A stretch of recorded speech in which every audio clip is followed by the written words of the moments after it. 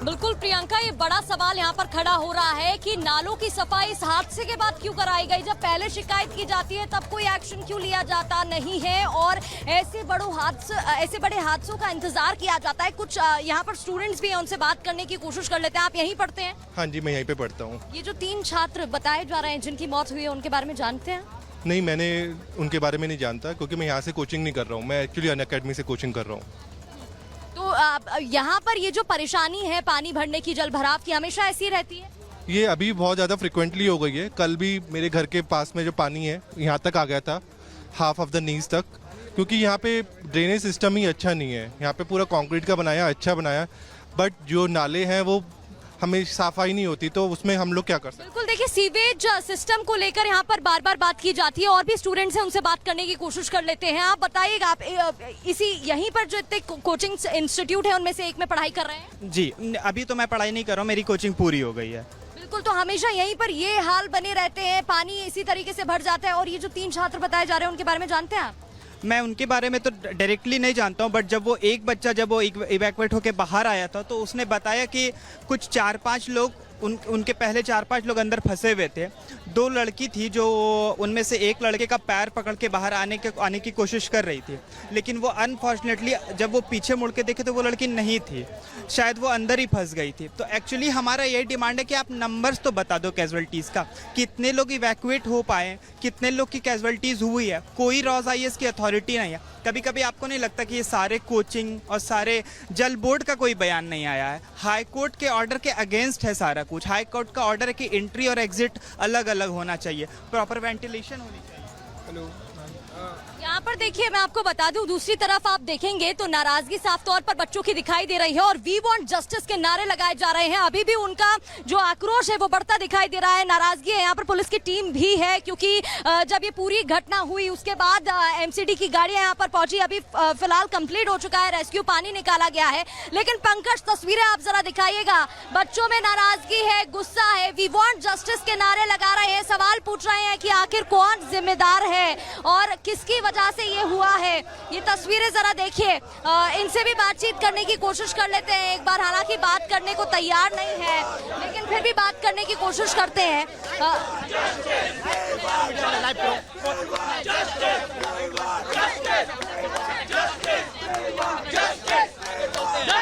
देखिए, यहाँ पर वी वांट जस्टिस के नारे दिखाई दे रहे हैं और लगातार हमारे सहयोगी भी जुड़े हुए हैं, उनका भी रुख कर लेते हैं। प्रियंका,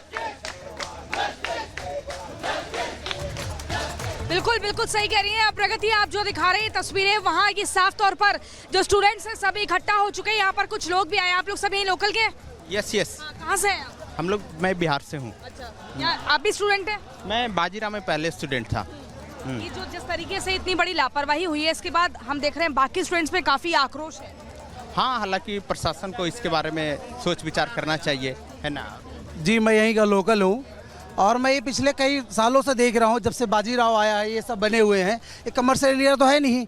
और यहाँ के एमसीडी क्या कर रही है बताइए? ये महीनों से पानी जब भी भरता है 1 घंटे पानी में इतना पानी होता है। कल मैं खुद यहाँ से निकल गया हूँ। यहाँ का विधायक क्या कर रहा है? दुर्गेश पाठक जी क्या कर रहे हैं? कैसे ये पास हो गया बनने के लिए? आप लोग गए थे दुर्गेश पाठक के पास? सारे लोगों को पता है, सबको पता है। दुर्गेश पाठक को नहीं पता है? ऐसे पास, ऐसी बिल्डिंग बनाई है इन्होंने। यहाँ के यहाँ 90% लाइब्रेरी हैं। दुर्गेश पाठक जी यहाँ के चोर हैं। मैं कह रहा हूँ यहाँ 90% लाइब्रेरी जो है बेसमेंट में है और वो इलीगली है। लाइक यहाँ जैसे ये तो सिर्फ लाइब्रेरी है, वैसे ही बाजीराम इंस्टीट्यूट में 500 से 600 बच्चों की क्लास होती है, वो भी बेसमेंट में लाइब्रेरी क्यों बनाई हुई है सबसे सब लोग? क्योंकि रेंट यहाँ सस्ता पड़ता है। ऊपर वैसे बना दिया इन्होंने, ऊपर क्लासेस होती है, बट नीचे जो है क्लास। तो एक तो ये अपने दर्शकों को बता दें, ये कमर्शियल जगह नहीं है। कमर्शियल जगह पर यहाँ पर इन लोगों ने अपने आईएएस के कोचिंग सेंटर की दुकान खोल ली है और उसके बाद बेसमेंट में लाइब्रेरी बनाई गई है बच्चों के लिए। Everything starts with a rent fee. यहाँ पे ओआरएन में रेंट का एक धंधा है, you can say a big kind of धंधा। और ये रेंट जब हाइक करती है तो एवरीथिंग गोज ऑन अकॉर्डिंगली, चाहे वो यहाँ का रेंट हो, चाहे वो यहाँ का लाइब्रेरी हो। एक बच्चा कितनी फीस देता है यहाँ पर? 3000 to 4000 एवरेज फी है लाइब्रेरी का पर मंथ। और किसी भी लाइब्रेरी में मैम एक भी इवैक्यूएशन नहीं है मैम। डबल एग्जिट नहीं है, डबल एग्जिट होने चाहिए। आज ये पानी का केस है मैम, आप देख लीजिए, अगर अगर आप जाके अगर यही केस मैम फायर का हो तो मैम सेम इससे भी ज़्यादा खतरनाक हो सकता बहुत है। बड़ी बात है कि यहाँ के लोकल लोग बता रहे हैं नाराजगी बहुत ज्यादा है। वो कह रहे हैं कि लाइब्रेरी का 3 से 4 हजार महीना बच्चा फीस देता है, लेकिन वहाँ पर इवैक्यूएशन के लिए कोई रास्ता नहीं है, एग्जिट डोर नहीं है, 2 जो होने चाहिए एकदम खिचपिच कर जहाँ बच्चों को सांस भी ना आ पाए, ऐसी जगह पर लाइब्रेरी बना दी है। और ये कमर्शियल जगह नहीं है। देखिए अभी भी यहाँ पर गाद कितनी ज्यादा, अब तो धूप निकल गई, लेकिन यहाँ पर जरा सी बारिश में पूरा यहाँ पर ये देखिए एकदम सैलाब सा हो जाता है। थोड़ा हम कोशिश करेंगे लोगों के भीतर यहाँ जाने की, क्योंकि यहाँ स्टूडेंट्स हटिए थोड़ा सा, सर एक मिनट थोड़ा हटिए, एक मिनट थोड़ा साइड होइए प्लीज। ये देखिए थोड़ा, हाँ एक एक करके ये जस्टिस ये बताइए, ठीक है। देखिए यहाँ पर देखिए हम दिखा रहे हैं, यहाँ पर ये सभी लोग जो है जस्टिस की मांग कर रहे हैं, सड़क पर ही बैठ गए हैं, रास्ता ब्लॉक कर दिया है, अभी मीडिया से बात करने को तैयार नहीं है। जितने कोचिंग सेंटर्स हैं उनको बंद करने की बात यहाँ पर ही कही जा रही है। और देखिए कह रहे हैं छात्र हत्या बंद करो। लगातार देखिए ये जो आक्रोश है, जो गुस्सा है इन स्टूडेंट्स का, वो थमने का नाम नहीं ले रहा है। और यहाँ पर ये कह रहे हैं कि छात्र हत्या बंद करो, इन कोचिंग सेंटर्स को बंद करो। मैम देखिए, आप यहाँ पे जो पूरी जिम्मेदारी है वो एमसीडी की है, क्योंकि एमसीडी ने बेसमेंट की परमिशन कोचिंग चलाने के लिए, लाइब्रेरी चलाने के लिए नहीं दी गई थी। और वेद गुप्ता जो ऑनर हैं वो फरार हैं, उनको अभी तक नहीं पकड़ा गया है। और सबसे मेन दिल्ली सरकार आतिशी ट्वीट पे ट्वीट कर रही है। यहाँ पे स्थानीय रहवासियों ने ऑलरेडी दुर्गेश पाठक को एक एप्लीकेशन दी थी कि यहाँ वाटर लॉगिंग एक कॉमन प्रॉब्लम है, बट एक्शन नहीं लिया गया। तो ये जो तीनों लोग हैं इन पे 302 का मुकदमा होना चाहिए। और लोगों को इस तरीके से मरना, एक इंसान की जिंदगी की कीमत हो, इसका एहसास सरकार को होना चाहिए। वैसे आम आदमी पार्टी के ऊपर इतने धांधली के आरोप लगते हैं, भ्रष्टाचार के आरोप लगते हैं, और जब जन समस्या को लेकर जनता पहुंचती है तो उसको भी दरकिनार किया जाता है और फिर मौत के गाल में इस तरीके से समा जाते हैं स्टूडेंट्स। आप देखिए अभी भी कितना गंदा हाल है यहाँ पर, कितनी बीमारियां इन गंदे पानी से पनप सकती है। लेकिन आपको बता दें, आपसे कुछ देर पहले हमारे संवाददाता जतिन भी इसी जगह पर मौजूद थे, लगातार वो जायजा ले रहे थे। एक बार वो रिपोर्ट आपको दिखाते हैं, फिर वापस लोगों से बातचीत करेंगे। ओल्ड राजेंद्र नगर, जो कि आईएएस एस्पिरेंट का एक तरीके से गढ़ माना जाता है, देर रात एक दुखद हादसा हुआ, 3 छात्रों की इस हादसे में मौत हो गई। मेरे पीछे आप ये इंस्टीट्यूट देख रहे हैं, रॉज आईएएस स्टडी केयर, और आप नीचे देखेंगे सिंस 1953 से ये इंस्टीट्यूट चल रहा है। और बताया जा रहा है कि इस इंस्टीट्यूट के बेसमेंट में अचानक पानी भरना शुरू हो गया, और जब पानी भरना शुरू हुआ तो 30 छात्र बेसमेंट में उस समय मौजूद थे, जिनको रेस्क्यू करके बाहर निकाला गया। 3 छात्रों की इसमें दुखद मौत की जानकारी इसमें सामने आ रही है। लेकिन पानी आखिरकार इस बेसमेंट में कैसे पहुंचा, आप तस्वीर देखेंगे, अभी भी दमकल विभाग और फायर सेफ्टी, दिल्ली पुलिस यहाँ पर मौजूद है और हर पहलू पर इस केस को इन्वेस्टिगेट कर रहे हैं। ये एंट्रेंस है और आप देखेंगे नीचे एक तरीके से ग्राउंड फ्लोर पे पार्किंग है और अपर ग्राउंड फ्लोर से इंस्टीट्यूट की शुरुआत हो जाती है। लेकिन ग्राउंड फ्लोर है, बेसमेंट नीचे बना हुआ है। बताया जा रहा है कि 200 स्टूडेंट्स के बैठने की कैपेसिटी उस बेसमेंट के अंदर है, लाइब्रेरी बनी हुई है। लेकिन मेरे विजय अगर थोड़ा आगे आएंगे, कैमरे को नीचे करके दिखाएंगे, तो आप देखेंगे कि इस इंस्टीट्यूट में जाने के लिए अपर स्लाइड है, यानी कि ऊपर की तरफ ये इंस्टीट्यूट बना हुआ। अब सवाल ये खड़ा होता है कि बेसमेंट में पानी पहुंचा कैसे। जांच में ये सामने आया कि ये जो रोड है, आप देखेंगे इंस्टीट्यूट तकरीबन मेन रोड पर बना हुआ है, सामने करोल बाग की तरफ जाने वाली रोड है।